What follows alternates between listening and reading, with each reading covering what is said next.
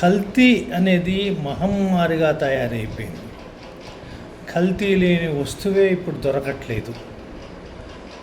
ప్రపంచంలో అభివృద్ధి చెందిన దేశాల్లో ఈ కల్తీ ఉంటుందా లేదా అనేది మనం అందరూ ఒకసారి ఆలోచించాలి. America, European countries, Australia, Japan వాళ్ళు నాకు తెలిసి 1% కూడా కల్తీ అనేది కనిపించదు. వాళ్ళు they implement the norms very strictly. ప్రజలు కూడా చాలా గొప్పగా ఉంటారు. ప్రజలు కూడా ఈ కల్తీని అలో చేయరు. ఇది ఎక్కడ జరుగుతుందంటే మన south Asian countries, India, Bangladesh, Pakistan ఇటువంటి దేశాల్లోనే జరుగుతుంటాయి. భారతదేశంలో కల్తీ లేని వస్తువే లేదు.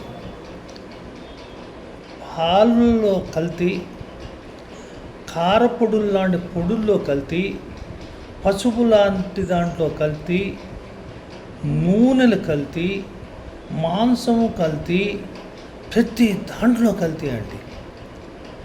అసలు దీని గురించి ప్రజలు బాధపడట్లేదు, పట్టించుకోవట్లేదు, ప్రభుత్వం పట్టించుకోవట్లేదు. ఆరోగ్యం ఎంత దెబ్బతిన్నా కూడా దెబ్బతిన్నప్పుడే కేసులు పెడుతున్నారు తప్పితే రెగ్యులర్